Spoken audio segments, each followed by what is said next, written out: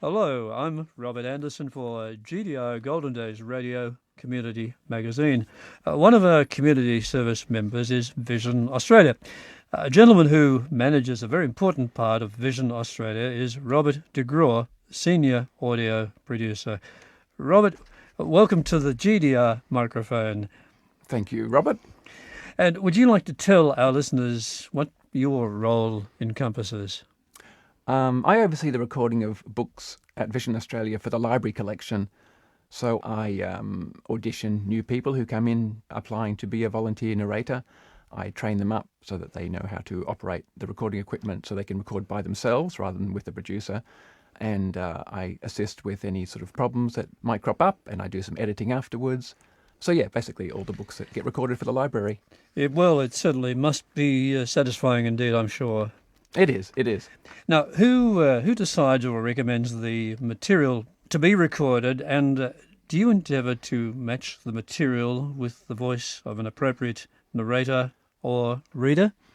Yeah, well, a lot of the books that are selected are based on the requests that we receive from the borrowers that use our service. And it's probably worth mentioning that the majority of books that are selected are Australian titles, so we only do a small selection of books that are from the US or the UK.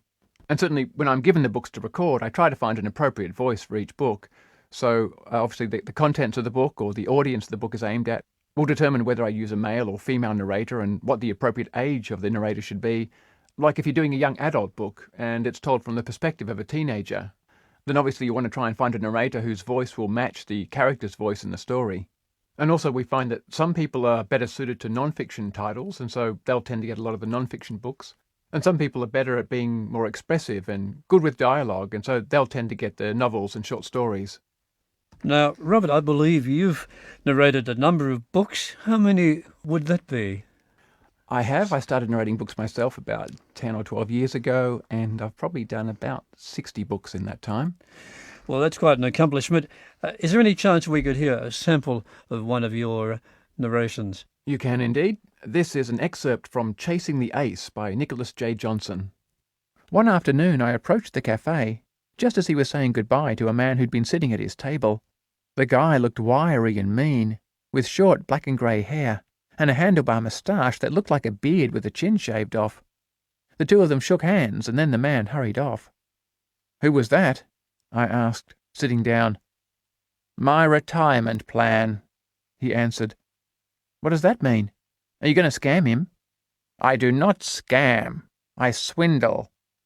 "What's the difference?" "The details, my boy. A scam is a small step up from larceny, whereas a swindle, at its purest, is art." Well, Robert, that piece is very topical. Would you agree? I think it is. Certainly. I believe the material is stored in an MP3 format. Robert, you might tell us about the variety of material that you can access. Yes, apart from the library books that I oversee, Vision Australia also produces a range of magazines like New Idea, Wheels and Time magazine. And we also record what's called personal support, which is books and other material that's recorded specifically for individual borrowers. It may be something as simple as a microwave instruction manual or a bank statement. But in regards to books, people are able to get up to 360 pages recorded free of charge. And it basically enables people to get material that they wouldn't normally be able to get from the library collection. Well, it sounds very comprehensive indeed. One might say, Robert, that audiobooks have the innate ability to turn the printed word into sound, thus providing information and entertainment for your clients who are blind or have low vision. Can somebody without a disability access the service? Well, the service is provided for people who have what's called a print disability. Yes. So it doesn't mean just people who are vision impaired or blind. It includes people who have like a physical dexterity issue, like multiple sclerosis or Parkinson's, so they have problems turning the pages of a book. Literacy difficulties like dyslexia, or maybe like a brain injury or even early dementia. So anyone who sort of qualifies in that regard can access the material. Now, the other part that's very interesting to yours truly, from where or how are your narrator readers sourced or recruited, and what is involved?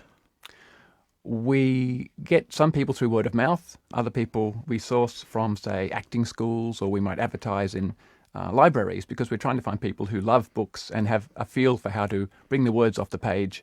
So we try and find people who have that balance of knowing books well, but also being expressive and confident in their read. So you are recruiting people from all walks of life, you might say. Yes, we are. Certainly. Yep.